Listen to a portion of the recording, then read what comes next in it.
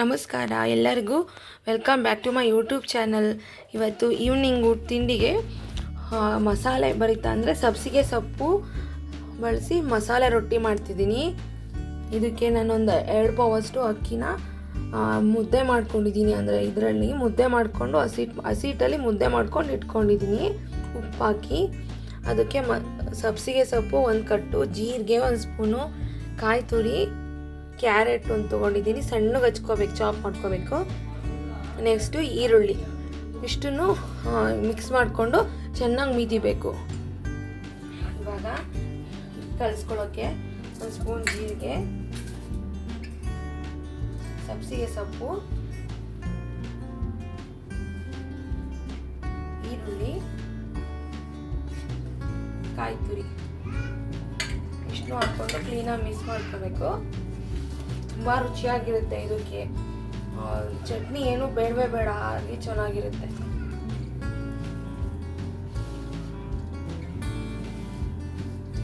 ಈ ರೀತಿ ಕ್ಲೀನಾಗಿ ಮಿಕ್ಸ್ ಅಪ್ ಮಾಡ್ಕೋಬೇಕು.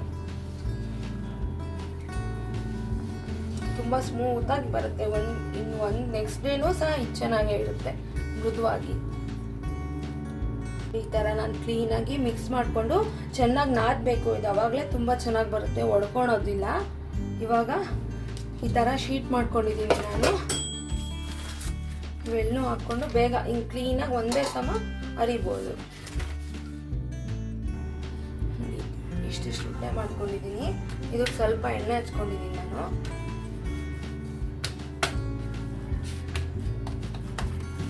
ಈ ಥರ ಫಸ್ಟು ತೊಟ್ಕೋಬೇಕು. ಇದು ನಾನು ಮಾಡೋದು ರೀತಿ ತೋರಿಸ್ತಿದ್ದೀನಿ, ಒಬ್ಬೊಬ್ರು ಒಂಥರ ಮಾಡ್ತಾರೆ.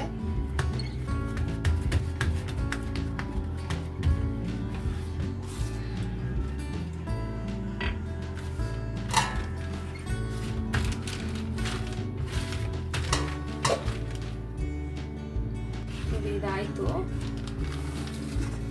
ನೀಟಾಗಿ ಬರುತ್ತೆ ಹಿಂಗೆ. ಎಷ್ಟು ಚೆನ್ನಾಗಿ ದಡನೂ ಒಡ್ಕೊಳಲ್ಲ. ಚೆನ್ನಾಗಿ ಮುದ್ದೆ ಮಾಡಿಕೊಂಡು ನಾದಿದ್ರೆ ದಡನೂ ಒಡ್ಕೊಳಲ್ಲ. ನೆಕ್ಸ್ಟ್ ಇವಾಗ ಹೆಂಚಿಟ್ಟಿದ್ದೀನಿ, ಬೇಯಿಸೋಣ. ಸ್ವಲ್ಪ ಎಣ್ಣೆ ಹಾಕೋತೀನಿ ಫಸ್ಟ್ ಬೇಯಿಸ್ಬೇಕಾದ್ರೆ.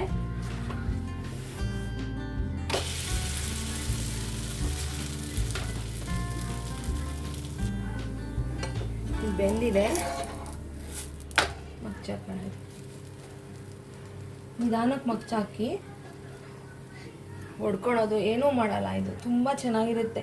ಬರೀ ಬೆಣ್ಣೆ ಹಾಕ್ಕೊಂಡೇ ತಿನ್ಬೋದು, ಉಪ್ಪಿನಕಾಯಿ ಇದ್ರೆ.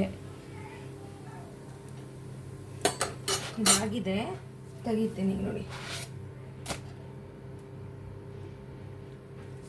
ನೆಕ್ಸ್ಟ್ ಇನ್ನೊಂದು ಹಾಕ್ಕೊಳ್ತೀನಿ.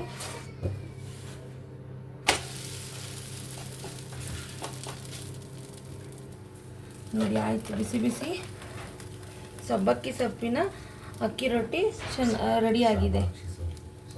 ನೀವು ಮಾಡ್ಕೊಂಡು ಹೇಗಿತ್ತು ಅಂತ ಟೇಸ್ಟ್ ಹೇಳಿ. ತುಂಬ ಸಖತ್ತಾಗಿರುತ್ತೆ ಟೇಸ್ಟು.